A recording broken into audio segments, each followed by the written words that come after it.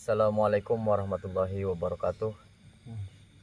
Alhamdulillah, bismillah, tawakkaltu 'ala Allah, la haula wala quwwata illa billah.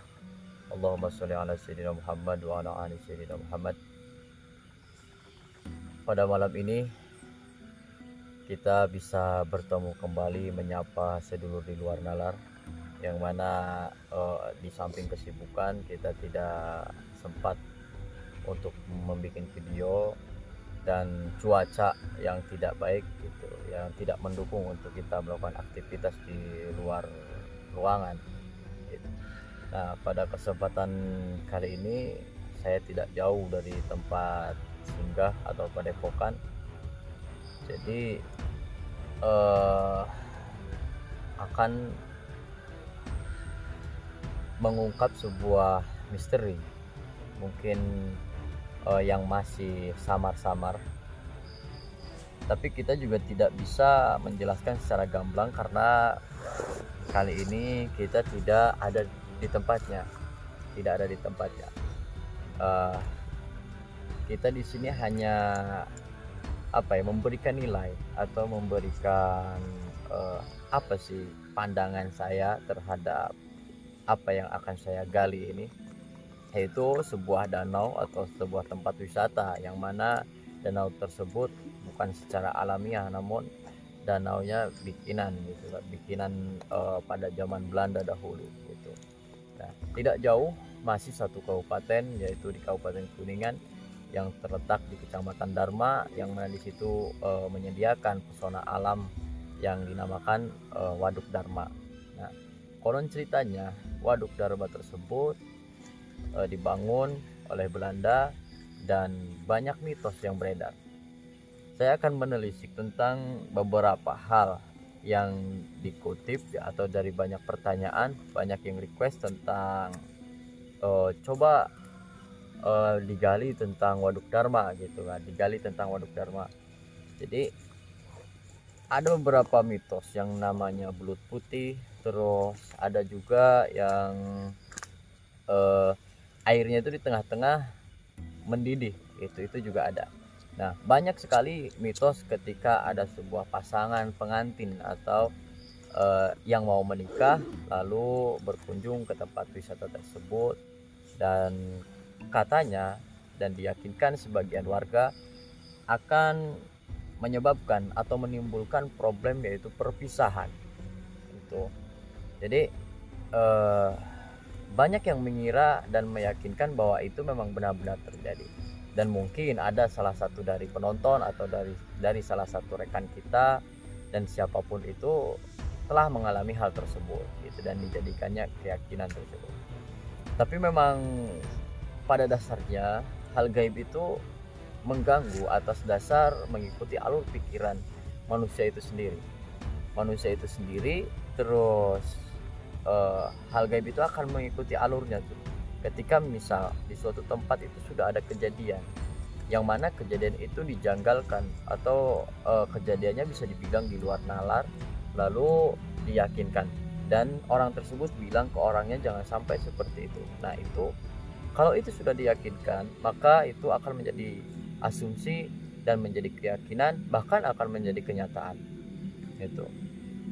Kalau hal gaib yang disebutkan dengan belut putih dan lain-lain, kalau saya melihat menelisik tentang tempat tersebut, hal gaibnya, yaitu kita membahas hal gaib yang ada di situ, memang benar-benar ada ya, itu sejenis bangsa jin yang menyerupai belut putih atau siluman belut gitu, siluman belut putih. Kenapa harus putih? Karena ketika orang melihat hal yang aneh, meskipun itu ada entah kelainan genetik atau dan lain-lain, dia langsung berpikir bahwa itu adalah hal misteri gitu, hal mistis, yaitu pikiran di Indonesia memang seperti itu. Kita tidak bisa mencegah atau menghilangkan itu semua, karena itu termasuk kepercayaan nenek moyang kita yang telah banyak jasanya untuk kita semua itu. Kalau saya baca secara gaibnya, Waduk Dharma itu adalah sebuah ada kerajaan gaib di bawah air, di tengah-tengah itu. Dia masih berhubungan dengan Nyai Ratu Kidul, itu masih berhubungan dengan Nyai Ratu Kidul, yang mana banyak peri-peri di situ, peri-peri ular ya, peri-peri ular dan jelmaan-jelmaan dari bangsa jin, terus yang bahkan mengganggu manusia. Terus ada salah satu sosok jin yang memang dia bekerja untuk mengganggu anak kecil dan lain-lain, kalau saya lihat seperti itu.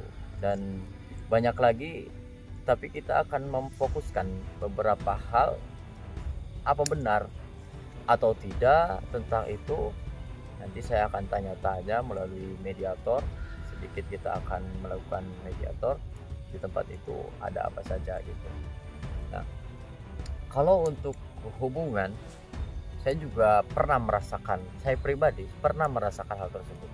Ketika memang ada larangan, pada waktu itu ada tempat wisata ya, saya tidak bisa menyebutkan tempatnya di mana, saya sedang berhubungan atau saya berpacaran gitu pada waktu itu. Nah, itu dilarang untuk berkunjung ke situ. Itu bahkan sebelum berangkatnya pun kita beda paham bahwa nanti kalau ke sana jangan ini katanya gitu, jangan ini, nanti kita putus kayak gitu.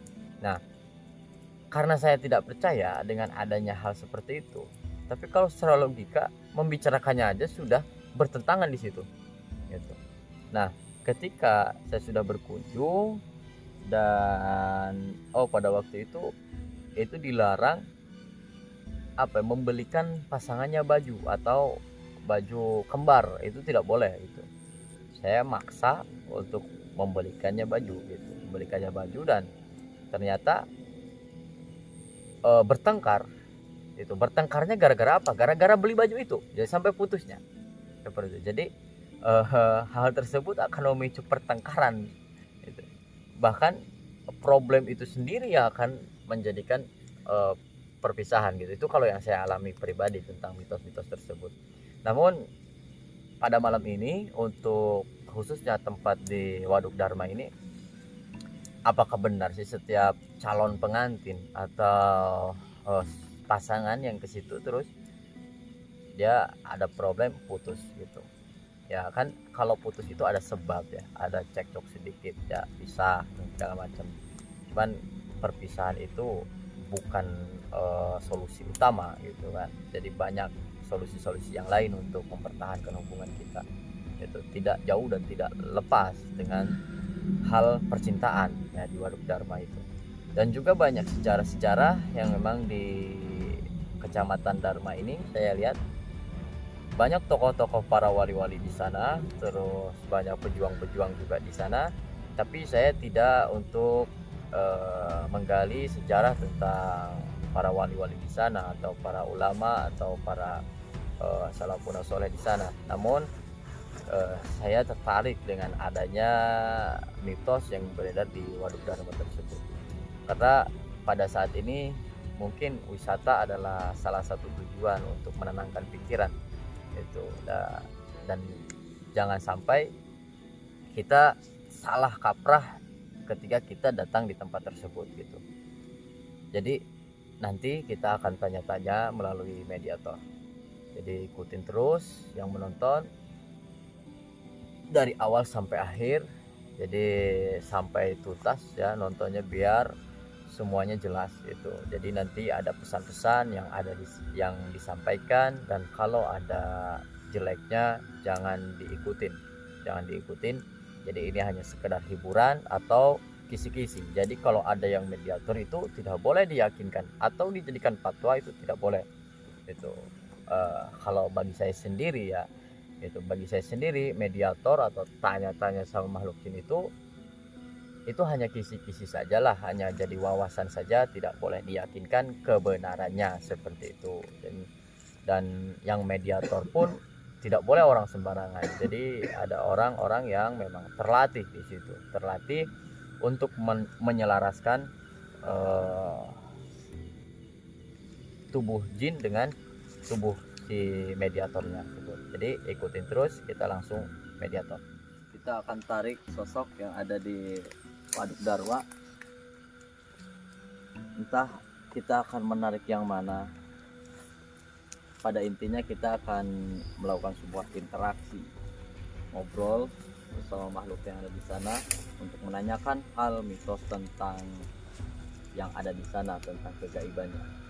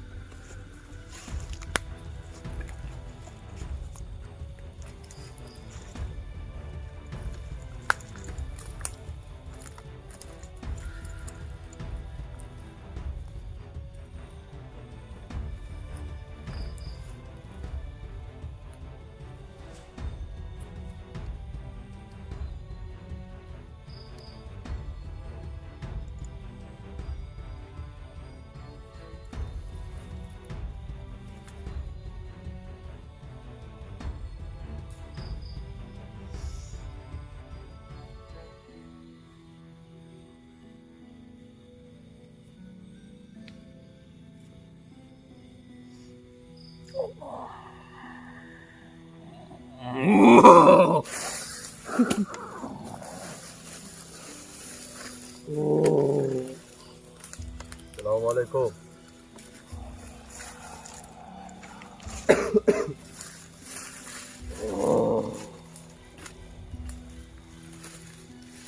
Duduk.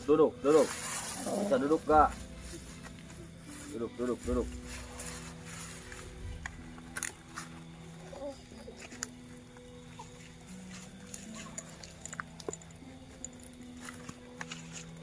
Ini dikasih apa? Hah? Bisa ngobrol gak? Hah? Kenapa? Gimana? Hah? Ya ini di sini. Ya. Anda yang ada di sana, yang ada di waduk itu. Ya, Jadi ini saya narik ya dari waduk Dharma. Jadi ini belum masuk ke kerajaan ya. Ini masih ibaratkan kalau menurut saya ini yang mengganggunya itu. Tuh. Anda mendiami tempat itu. Ini diamnya, kamu diamnya di mana? atas. Di atas. Ini sosoknya seperti apa ya? Kita nggak bisa gambar ini karena nggak jelas, ini bentuknya nggak jelas. Itu. Jadi ini siluman adalah ya, siluman. Tadi itu berbentuk seperti belut putih. Cuman sekarang berubah ya seperti ini. Kepalanya itu mirip seperti serigala dan ini banyak lendirnya. Di sini tubuhnya sudah, ibaratkan saya sudah tidak bisa menggambarkan ya, karena bangsa jin itu menjelma atau membentuk sesuai kapasitasnya masing-masing. Saya akan menanyakan sesuatu hal yang ada di waduk tersebut atau mitos yang beredar untuk meluruskan dari bangsa manusia, yang katanya di tempat itu ada sebuah hal kalau manusia atau pasangan pengantin, calon pengantin berkunjung ke tempat itu akan putus. Ya, benar. Hah? Ya, Kenapa seperti itu? Apakah Anda ulahnya seperti itu? bukan. Siapa?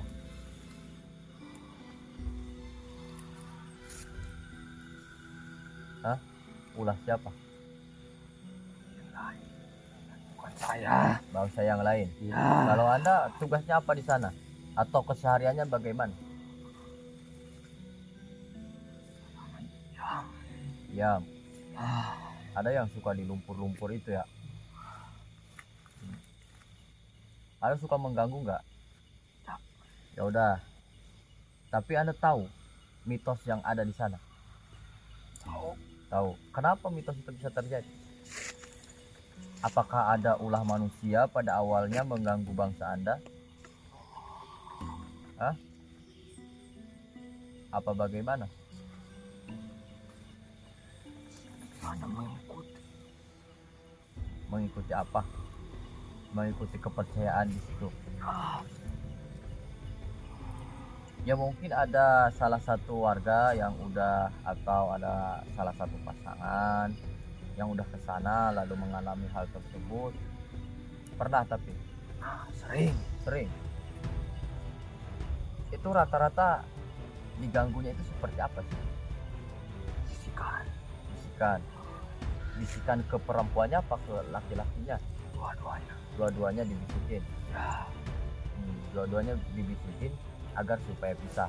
Ya. Emang apa untungnya bagi bangsa Anda untuk memisahkan bangsa kami dari hubungannya? Itu permainan kami. Permainan agar tidak terjadi pernikahan. Ya. Oh. Jadi memang salah satu tujuan bangsa jin menggoda manusia ya, bangsa iblis atau jin, setan mengganggu manusia dari berbagai macam sudut atau dari berbagai macam arah tentunya. Gitu. Yang nggak mampu dari atas, dari bawah, dari depan, dari belakang, kiri kanan kita diintai ya melalui keyakinan, pemikiran. Dan kalau ada celah sedikit pun masuk ya dimanfaatkan oleh mereka. Gitu. Karena pernikahan itu salah satu syariat Islam, maka pernikahan adalah salah satu kebaikan. Jadi hal gaib itu tidak suka dengan hal-hal yang kebaikan gitu, apalagi yang kita membicarakan jin yang bangsanya kafir ya. Kafir itu di luar Islam gitu. Jadi ada mitos yang lain nggak di sana? Kata di sana ada ini belut putih. Tadi Anda sempat meniru bentuk seperti belut putih. Ya. Oh, ada siluman di sana. Apakah Anda anak buahnya? Iya. Oh, jadi ini adalah salah satu anak buah dari belut putih tersebut. Itu belut putih itu memang udah ada di sana. Ya. Udah Ada sejak lama. Sejak dulu. Ya. Dari mulai kali-kali itu belum terjadi danau. Ya. Oh, jadi belut putih itu sudah ada sejak dahulu. Ya. Apakah belut putih itu suka mengganggu atau suka menampakkan diri? Kadang-kadang. Kadang-kadang. Ya. Oh. Kira-kira ada waktunya enggak itu kalau menampakkan diri? Ada waktunya. Waktunya kapan? Saat bulan purnama. Bulan purnama. Ya. Bulan purnama kira-kira malam, tengah-tengah malam itu dia muncul. Ya. Ya, muncul itu adalah sebuah ritual atau hanya ingin muncul? Ritual. Nah ya, jadi kalau belut putih sendiri, kamu diam ya, Anda diam sini. Jadi belut putih itu memang suka menampakkan diri gitu. Kalau saya lihat memang suka menampakkan diri pada bulan purnama tuh, bulan purnama kisaran tanggal 14 ya, 14-an itu sudah dia muncul gitu. Pas malam itulah dia muncul. Itu muncul keseluruhan apa hanya sebagian tubuh? Keseluruhan. Itu nampak dohir apa tidak? Dohir. Ya. Jadi yang dimaknai dohir di sini memang benar-benar menjadi kenyataan gitu kan. Jadi sudah tidak ada lagi kegaiban gitu. Namun rupanya kalau saya amati dia menampakkan dohir terlihat jelas oleh mata kepala kita sendiri. Itu kalau suasananya, kalau energi dia lebih besar dari dimensi kita gitu. Kalau misalkan sudah tidak ada lagi yang ngobrol dan segala macam aktivitas di sekitaran itu, energi gaib yang lebih unggul mampu memancarkan atau mampu membentuk sebuah energi di tubuh belut putih tersebut. Kalau belut putih, Anda namanya siapa? Tidak usah tahu. Saya mesti tahu karena kan kita dari tadi ngobrol. Anda diam di sini, nggak boleh kemana-mana. Kita ngobrol belum selesai, ya. Pokoknya ini serasa aneh ya. Mungkin karena diangkat ke daratan, karena ini makhluk air yang tidak terbiasa di hutan kayak gini. Gimana?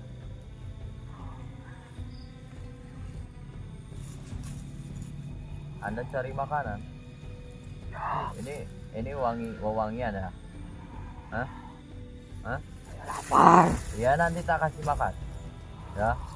Anda diam dulu, ngobrol dulu. Kalau nggak diam, saya nggak akan kasih makan. Diam dulu. Saya mau bertanya, boleh? Boleh ya? Boleh ya? Ya.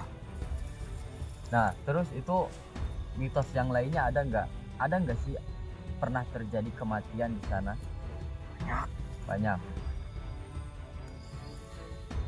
Kira-kira udah berapa korban? Itu ada ulah bangsa jin. Kami.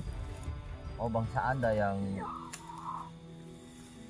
Jadi kalau ada kematian, memang ada beberapa korban ya, korban, tapi itu sudah lama sekali itu. Mungkin ada sedikit campur tangan gaib itu. Karena kalau menurut saya gaib itu tidak bisa mengambil nyawa gitu, tapi membuat sebab kematian itu sepertinya bisa gitu. Nah, kira-kira kalau ada korban di situ, Anda apakan itu jasadnya? Makan. Makan. Ya. Makan apanya? Semuanya. Semuanya. Semuanya. Ya. Oh, buat apa sih? Apa sih untungnya bagi bangsa Anda? Untungnya apa? Banyak. Banyak. Salah satunya kesaktian. Jadi rupanya bangsa Anda juga membutuhkan kesaktian. Ya. Jadi untuk menambah power kesaktiannya, itu seperti halnya ada ritual itu kan, ritual bagi bangsa jin untuk mendalami keilmuannya. Tapi tidak semua keilmuan dari bangsa jin juga memerlukan tubuh manusia seperti itu. Nah, sering nggak ada yang di sana pantangan-pantangan seperti itu? Ada gak sih yang harus dijaga? Apa? Kalau ke sana gitu kan ada pantangan. Biasanya kan kalau suatu tempat yang banyak mitosnya seperti itu. Hah? Tidak boleh berkata kasar. Terus?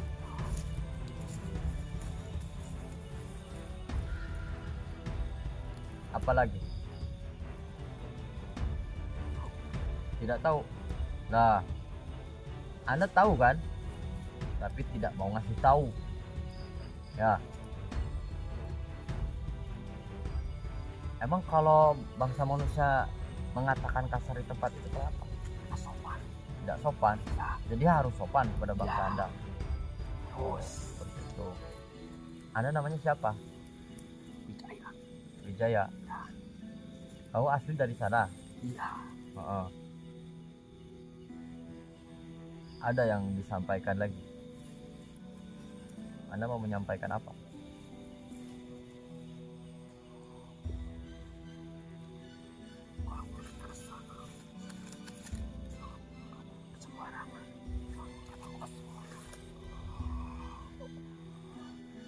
Kata aja ya, jangan berkata kotor. Jadi intinya yang bangsa jin inginkan itu adalah sopan santun kita di tempat tersebut, seperti itu. Kira-kiranya ya, seperti itu. Ada lagi gak? Ada lagi pantangan gak? Ya udah, Mbah Wijaya cukup ya. Kita nanti sambung lagi ngobrol. Terima kasih atas informasinya. Silakan Anda keluar.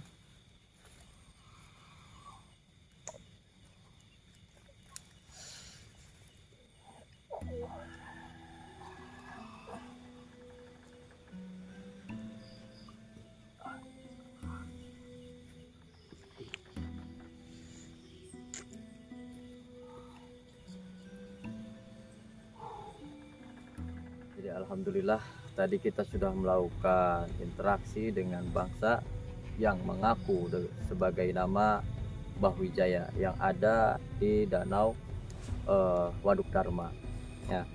Jadi kesimpulannya, Waduk Dharma tersebut yang saya ceritakan dari awal, yang mana menyimpan begitu banyak mitos, menyimpan begitu banyak misteri, akhirnya kita menemukan sebagai kisi-kisi saja. Jangan dipercaya 100%. Ucapan jin itu tidak boleh dipercaya. Jadi kalau ada orang yang berfatwa, ini kata mediatornya seperti itu, seperti ini, tidak bisa dijadikan patokan gitu. Ini hanya hiburan, ini hanya sebagai wawasan ya. Kalau ada baiknya ambil, kalau jelek semua ya gak usah nonton gitu, gak usah nonton, abaikan saja gitu. Nah, jadi memang ada mitos-mitos seperti itu, namun saya yakin itu ada dan itu nyata. Namun itu terbentuk dengan sebuah cerita lalu diyakinkan saja. Nah, ketika kita memikirkan sebuah hal gaib lalu dibesarkan, lalu disugestikan, lalu menjadi keyakinan, itu akan menjadi kenyataan seperti itu. Nah, apabila kita meyakinkan 100% tentang mitos-mitos tersebut, maka itu nyata bagi kita sendiri itu. Dan apabila kita tidak meyakinkan, maka itu tidak akan apa-apa gitu. Jadi kalau ada yang pasangan ke sana